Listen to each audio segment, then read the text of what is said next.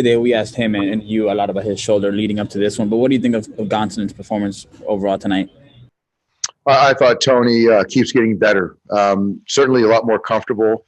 I love the sequencing. I love the change, the way he used it off the fastball. The fastball velocity ticked up, but just getting ahead of guys, making pitches when he needed to, and we stretched him out a little bit more today than his last turn. So hopefully, that next turn we'll do the same, a little bit more. But really good.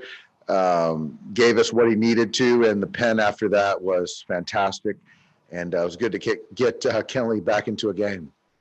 You mentioned the bullpen there, specifically Joe Kelly and Blake Trinan. It seemed like they got you some pretty big outs there. What can you kind of say about their performances? They were great. They've been good for a long time, and when you look at lanes for the opposing lineup and a runway for those guys, they've dominated it. And to be able to go up and down and to take down hitters and get big outs for us, it's what we needed. And no one's going to give us anything. So the way we pitched today and was huge. And obviously that big hit by AJ, kind of a big exhale in the dugout. With that, what do you think of the overall at bats the guys took today? Obviously, we know what happened yesterday, but just overall the game planning and all that stuff that happened today. Overall, really good. I thought Justin took some really good at bats. I thought, one of the key at bats I just don't think it should get lost is the Gavin Lux at bat, preceding that AJ homer. That's a 6-pitch at bat, takes a 3-2 change down below. Was big, was really big, and Mookie getting on base and for Max to then create a little stress to get him ahead in the count 2-0 to get a 2-0 heater, got to get back into the count, the pitcher does, and him to deposit it. So just the tack on was big, but across the board, much better tonight. Thank you, Dave. Next question is from Mark Castillo. Go ahead.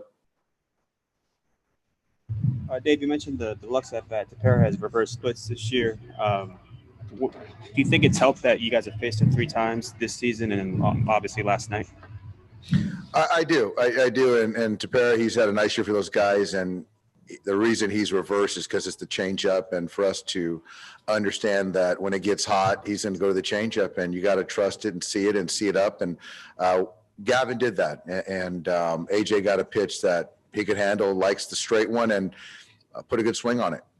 When you say it was like you guys kind of breathed easy after that Pollock home run, do you feel like you guys were a little tense there in the dugout going late into this game? Well, yeah. I mean, I think that there's that sense of urgency. I thought, the last, when you're in the middle of a losing streak and you're at home and you see the energy and the crowd is waiting for us to do something positive and exciting, and you just feel that we're trying to do anything we can to win a baseball game. And so, yeah, that AJ at bat, we needed it, and you can just feel it from the dugout.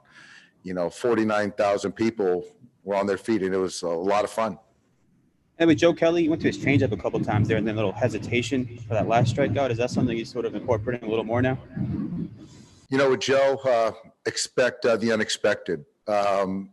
When he's feeling froggy, frisky, comfortable, he can do some different things that offsets the timing of the hitter.